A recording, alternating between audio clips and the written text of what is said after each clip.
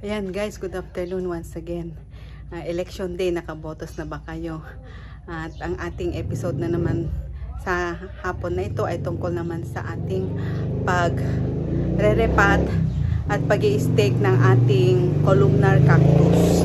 At ang ano na sila guys, malago na sila, matanda na sila, at saka natutumba na sila. Yan, marami na rin sa kanilang mga nagko-corking, tsaka yung iba may mga sakit na guys, kaya kailangan na talaga silang irepat. At samahan nyo ako at sana ay magustuhan nyo ang ating video ngayon. Itingnan nyo itong aking mga columnar cactus, nagtutumbahan na sila.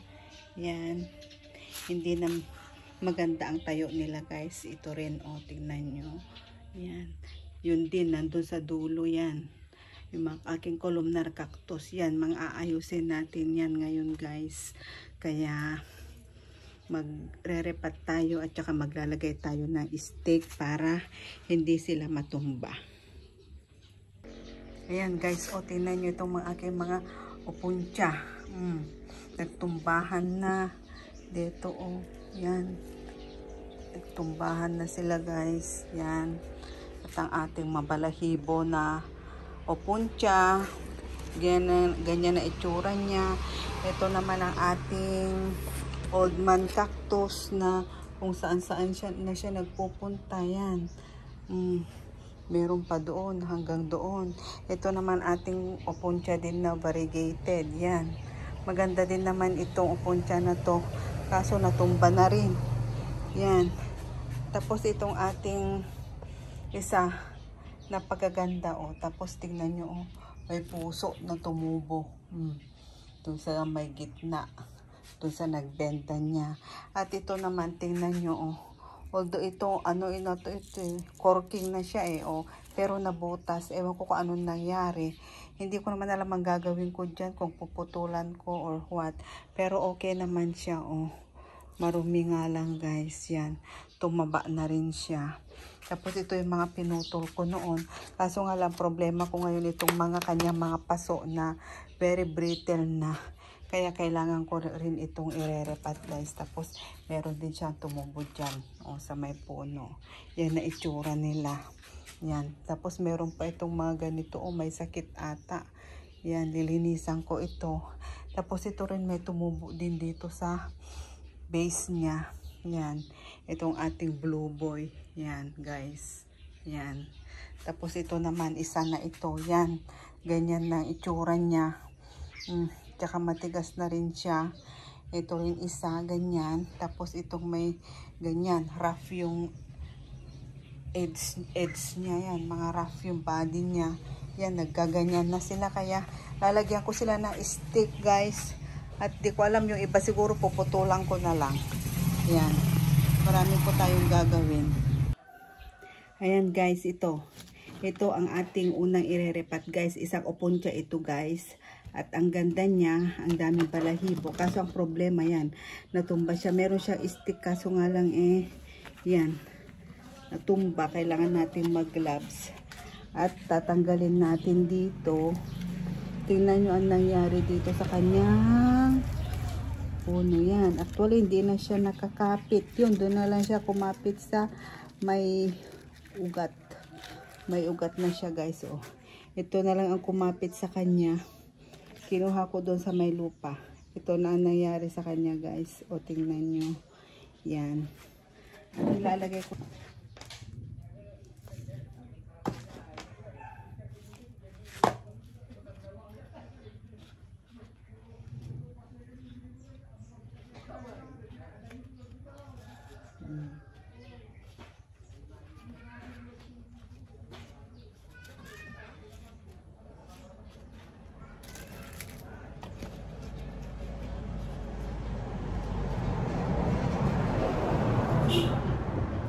Maganda rito upuncha guys, pag naalagaan nyo, maganda siya. At saka hindi naman siya mahirap alagaan. Ito, ililipat ko siya dito guys sa may mas mataas na lagayan.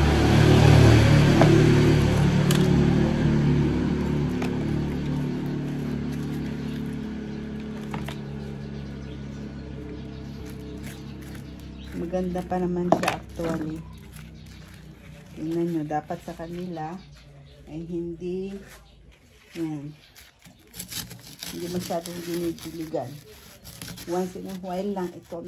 Hindi ko ito basta dinidiligan kasi nauulanan sila naman guys paminsan-minsan pag umuulan. Yan, tingnan nyo ang kanyang root system, maganda. Yan. As is na lang siya. Ilipat ko siya dito. Yan.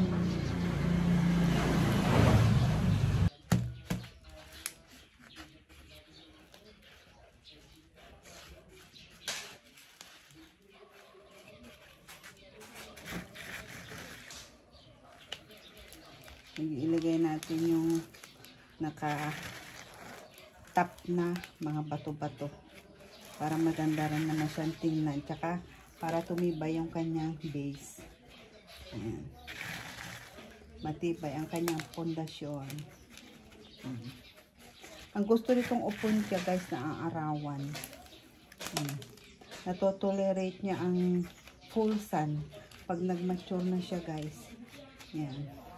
Pero kahit nasa brightly shaded area, basta naarawan siya, okay lang. Tsaka paminsan-minsan lang yung dilig. Alam niyo naman ito, sensitive masyado pag masyadong maraming tubig. Ayan guys. Ganda na siya. Yan. Guys, meron pa ako isa dito. Variegated na opuntia. Yan, tingnan nyo, maganda siya. At saka may tumubo doon sa puno niya na Sansevieria siguro yun guys. Ang ganda rin. Oh. Ito, yan. Ang gagawin ko dito, irerepat ko siya. Tapos lalagyan ko siya ng stake. Yan guys. Tingnan nyo ang kanyang root system guys. Oh. Konti lang yung kanyang ugat. Ito. Tapos lilipat ko siya dito. Yan. Tapos, ito ang gagamitin ko na stick. Ito ang bamboo stick. Pinagkukuha ko ito guys. Pinagkukuha ko dun sa likod. Yan. Ayan na siya. O, tinalian ko siya. Nilagay ko yung stick dun sa gitna. Tapos, inangkor ko. Yan. Ganyan na ang itsura niya. Tapos, tingnan nyo ito. Itong ating old man cactus. Ayan. Napakaganda niya guys. Yan. Ang dami na niyang anak. Yan. Tapos meron na siyang buntot doon, kabilaan. Yan. Ganda siya. Ang gagawin ko ngayon, no choice, puputulin ko na ito, tanggalin ko itong dalawa. Yan. I-cut ko na lang siya, tapos itanim ko na lang sa ibang pot guys. Ayan guys, nakat ko na. Tapos ilalagyan ko ng cinnamon powder. Yan. Tapos itutusok ko dito.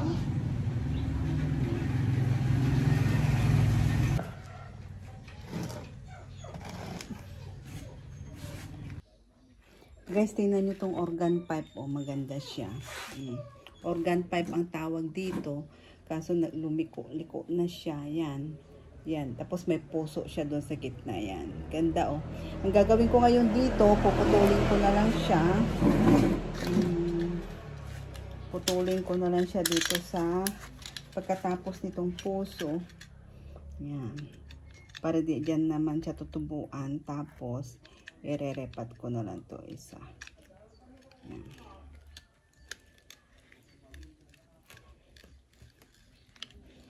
Hindi ko na lang siya tatanggalin dito sa pot niya guys. Dito na lang siya.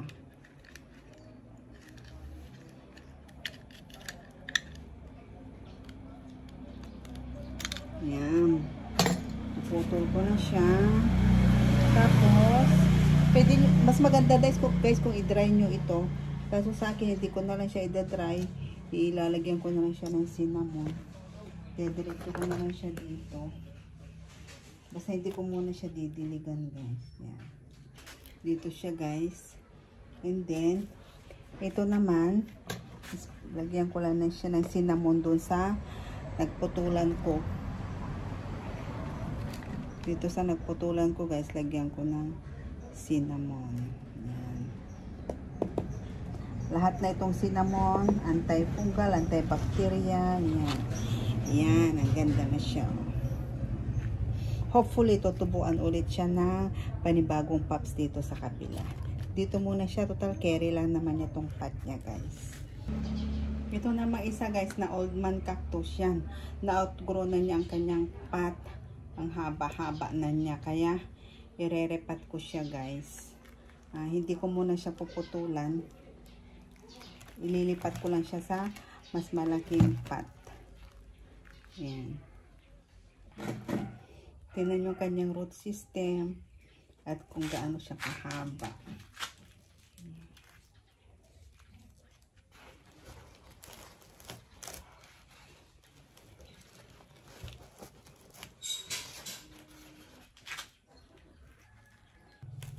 Ayan na siya, guys. Yan. Diretso na siya. Naitali ko na siya. Yan.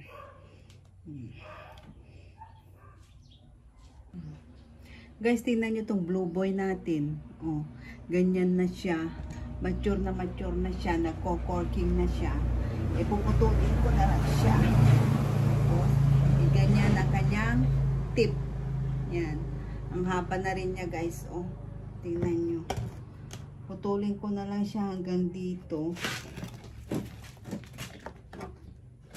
Nasaan yung pamputol natin? Putulin ko na lang siya hanggang dito sa may color green. Yan. Pero ito pwede pa natin itong gawing rootstock, guys. Yan. Bigat niya. Ayan. Ito yung pinagputulan natin. Tapos meron pa siyang baby sa ilalim. Yan. At lalagyan ulit natin ng cinnamon powder. Tapos ilalapog natin dito.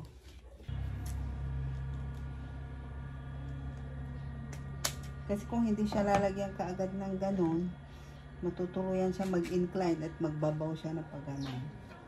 Kaya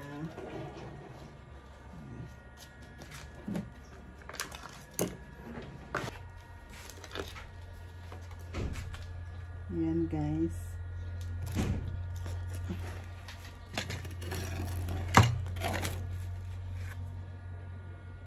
Yan, tingnan nyo, guys, ang ugat ng ating blue boy.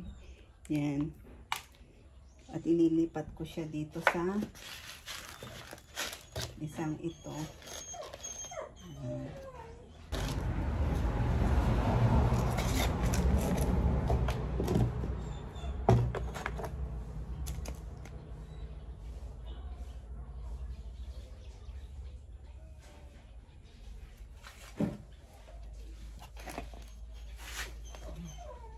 Ayan na siya, guys. Nailipat na natin. Yan.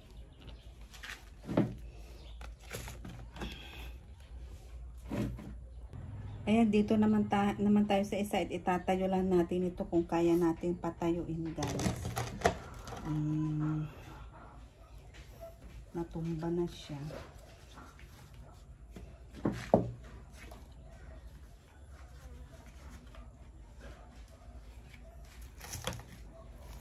Ilagyan ko ng ganito noon kasi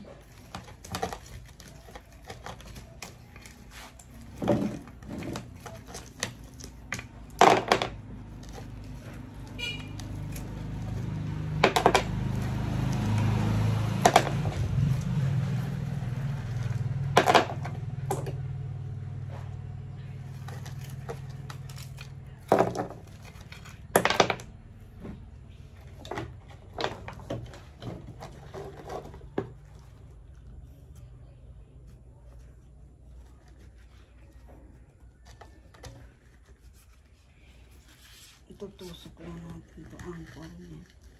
Ayan. Yun. Pwede. Yan, guys. Talian lang natin to tapos yan. Tatayo na siya. Guys, tingnan nyo to. Oh. Ang bigat niya. Ang laki-laki na niya. Yan. Ang haba-haba na.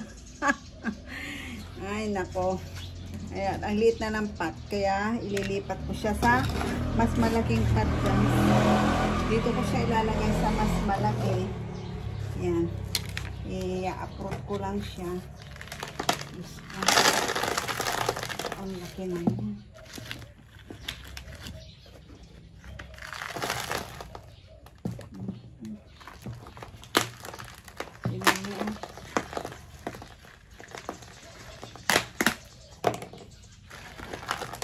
Guys, nakuha ko na. Lipat ko lang siya dito. Guys, tapos na. Yan. Haba-haba. Napakahaba rin nito, guys. Putulan ko na lang to para gawin kong root stock yung iba. Putulan ko na lang ito, guys. Pero marami naman akong ganito.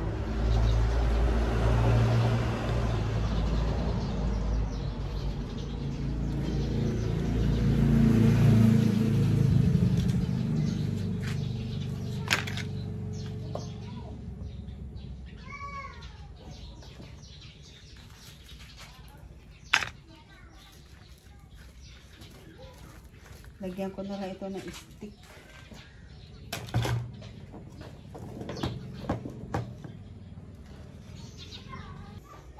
Guys, ito, hindi ko muna ito puputulin. Lalagyan ko lang siya ng stick, ganyan. Pagtikitin ko lang na ganyan para tatayo silang lahat, guys. Yan. Para maganda silang tingnan. Yan. Lagyan ko lang ng stick dito sa gitna para kakapitan nila.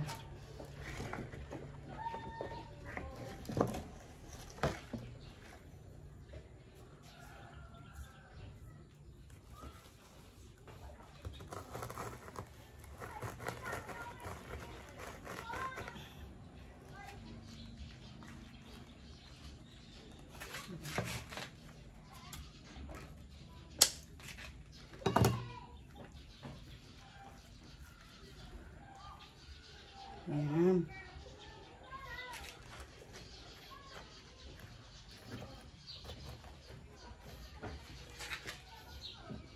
Ganda na siya, oh. Tayong-tayo na sila, guys. Yan. Matibay pa naman itong pot niya, eh. Itong isang to, guys, wala pa naman akong gagawin dito.